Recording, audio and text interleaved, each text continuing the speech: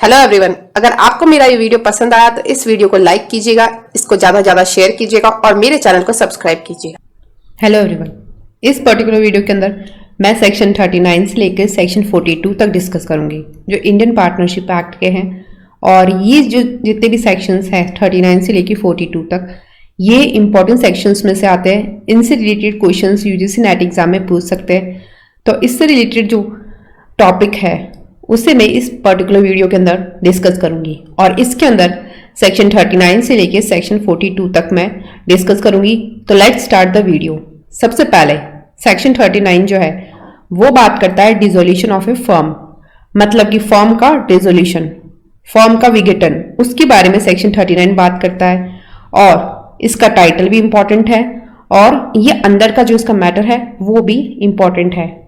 इसके अंदर ये दे रखा है कि the dissolution of partnership between all the partners of A firm, जो डिसोल्यूशन होता है पार्टनरशिप का, सारे पार्टनर्स का जो भी उस फर्म के हैं उनके बीच में अगर डिसोल्यूशन पार्टनरशिप का हो जाता है तो उस केस में हम उसे डिसोल्यूशन ऑफ ए फर्म कहते हैं। मतलब कि इसमें अगर पार्टनरशिप का डिसोल्यूशन हो जाता है जितने भी पार्टनर्स हैं उन सब पार्टनर्स के बीच में, तो उस फर्म के जो भी है तो हम उसे डिसोल्यूशन ऑफ ए फर्म कहेंगे। और ये सेक्शन 39 के अंदर इसके बारे में डिस्कस किया गया है। और इसके अंदर फर्म के सब भागीदारों के बीच भागीदारी का विघटन, उसको क्या कहेंगे? फर्म का विघटन कहेंगे उसको।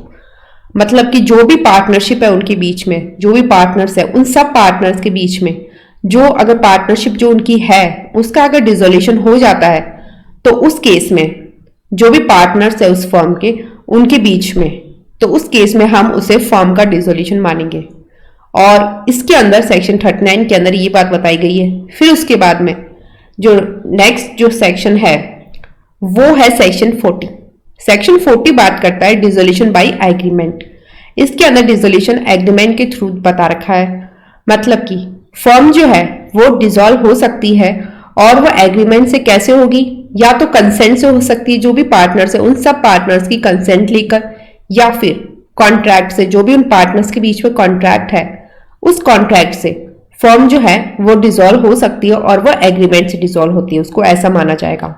इस एग्रीमेंट के डिसोल्यूशन में दो बातें हैं। एक तो कंसेंट की है कि मतलब सारे पार्टनर्स की कंसेंट ले ली जाती है और उस केस में फर्म डिसॉल्व हो जाती है, या फिर अगर कोई कॉन्ट्रैक्ट उन पार्टनर्स के बीच में हुआ है तो उस कॉन्ट्रैक्ट से भी फर्म डिसॉल्व हो सकती है।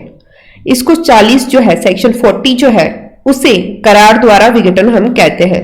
फर्म सब भागीदारों की सहमति से या फिर भागीदारों के बीच की संविदा के अनुसार विघटित की जा सकेगी। मतलब कि या तो सहमति ले ली उन सारे पार्टनर्स की, या फिर उनके बीच में अगर कोई संविदा है तो उस संविदा के हिसाब से भी वो फर्म जो है उसका विघटन हो सकता है।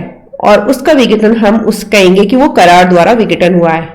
करार द्वारा विघटन में दो बातें हैं, एक तो कंसेंट की बात है और एक कॉन्ट्रैक्ट की है। इन दोनों केसेस में से अगर किसी में भी वो फर्म डिसॉल्व होती है तो हम उसे सेक्शन 40 के अंदर डिसोल्यूशन बाय एग्रीमेंट कहेंगे।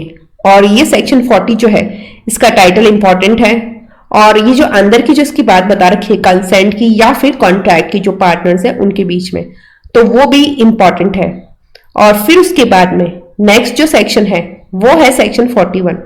सेक्शन 41 बात करता है कंपल्सरी डिसोल्यूशन की। मतलब कि इसमें कंपल्सरी डिसोल्यूशन बता रखा है। मतलब कि कब फर्म जो है वो कंपल्सरी उसका डिसोल्यूशन हो सकता है। फर्म जो है वो डिसॉल्व हो सकती है और वो कैसे होगी?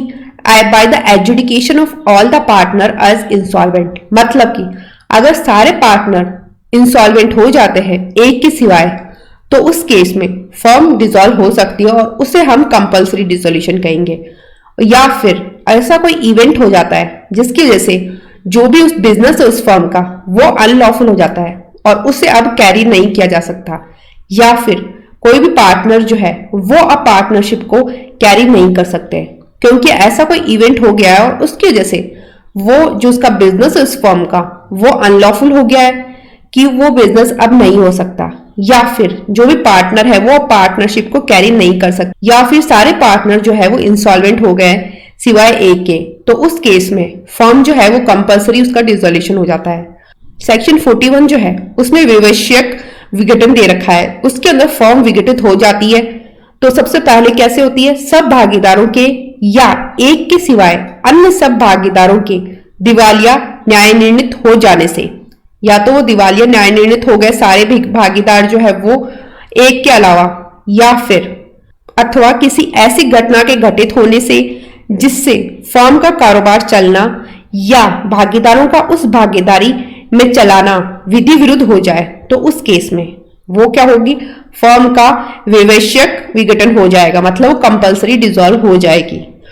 लेकिन इसमें एक प्रोविजो भी दे रखा है और वो बात करता है कि अगर एक से ज्यादा मतलब separate more than one separate adventure या अंडरटेकिंग अगर फर्म करती है, मतलब एक से ज्यादा अगर वो अंडरटेकिंग या फिर एडवेंचर कर रही है फर्म, तो उस केस में अगर इलीगल हो जाती है एक या एक से ज्यादा, तो वो क्या होगी, वो फर्म का डिसोल्यूशन नहीं करेगी।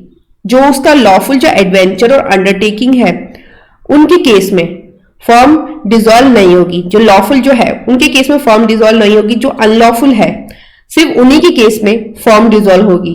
यहां फर्म क्या कर रही है, more than one separate adventure या अंडरटेकिंग कर रही है वो, तो उसमें अगर सिर्फ एक हो जाती है इलीगल या उससे ज्यादा हो जाती है, तो उस केस में बाकी जो एडवेंचर या अंडरटेकिंग है वो इलीगल नहीं होगी, उसे हम इलीगल नहीं मानेंगे। यहां पर वो बाकी जो लॉफुल एडवेंचर और अंडरटेकिंग है वो सही रहेगी, वो यहां पर इलीगल नहीं मानेंगे और उस केस में फर्म का डिसोल्यूशन नहीं होगा।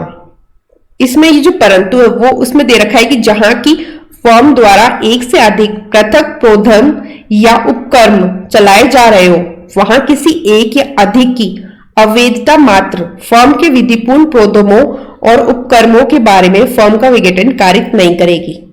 क्योंकि यहां पर क्या कर रही है वो, ऐसा मतलब एक से ज्यादा वो एडवेंचर है या फिर उसके अंडरटेकिंग और वो सेपरेट है, अलग है वो, तो उस केस में और वो अगर फर्म कर रही है, तो अगर इलीगल सिर्फ एक या एक से ज्यादा हो जाते हैं तो उस केस में डिसॉल्व फर्म नहीं होगा।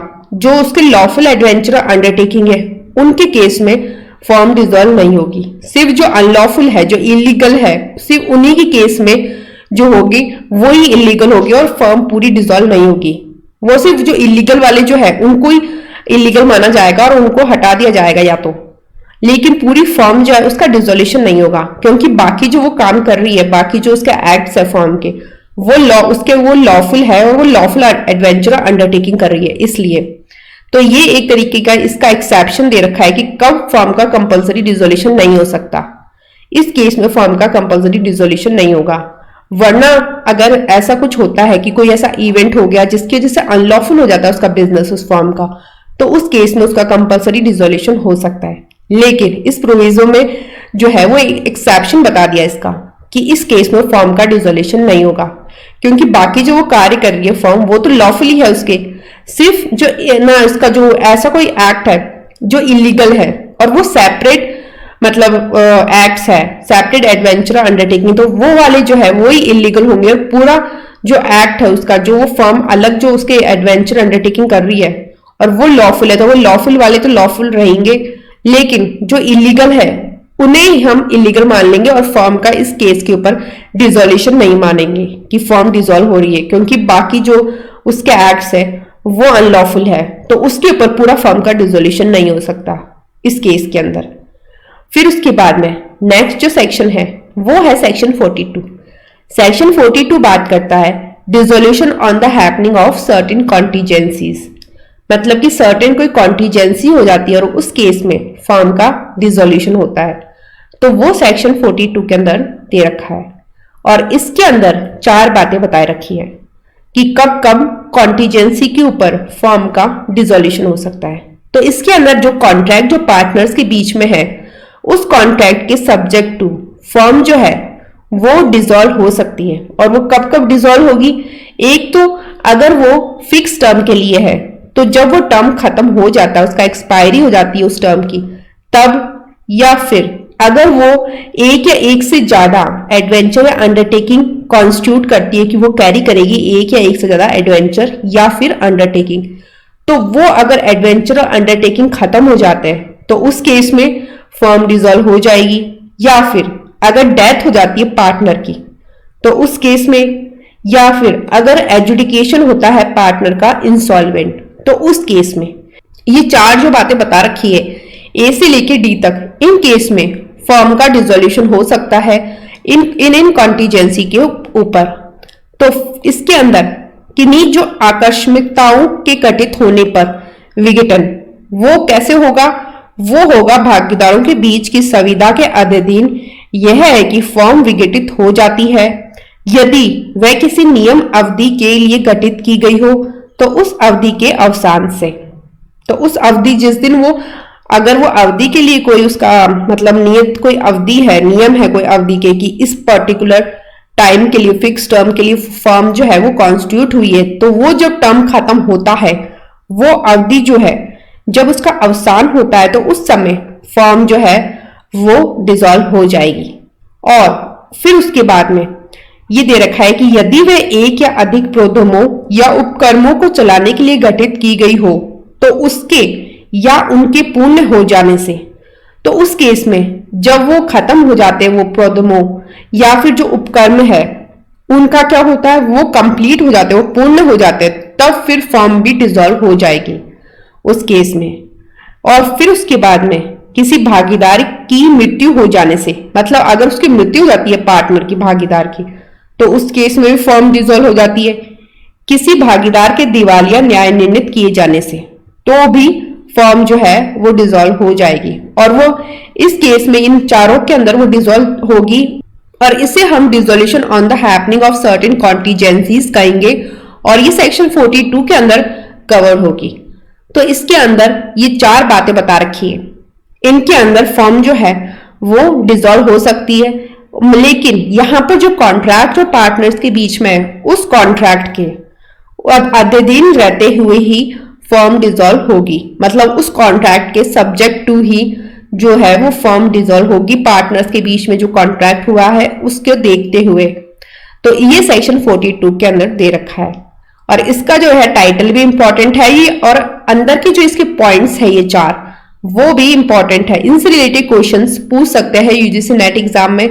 तो अब तक जो ये चारों जो सेक्शंस दे रखे हैं वो चारों इंपॉर्टेंट सेक्शंस में से आते हैं। इनसे रिलेटेड जो भी क्वेश्चंस हैं वो ज्यादातर पूछ सकते हैं, क्योंकि इनके टाइटल से रिलेटेड क्वेश्चंस पे आते रहते हैं, और इनके अंदर का जो मैटर है वो भी ज्यादातर पूछा जा सकता है उससे रिलेटेड क्वेश्चंस, क्योंकि ये इंपॉर्टेंट सेक्शंस में से आता है ये डिसोल्यूशन जो है फॉर्म का, उसके बारे में।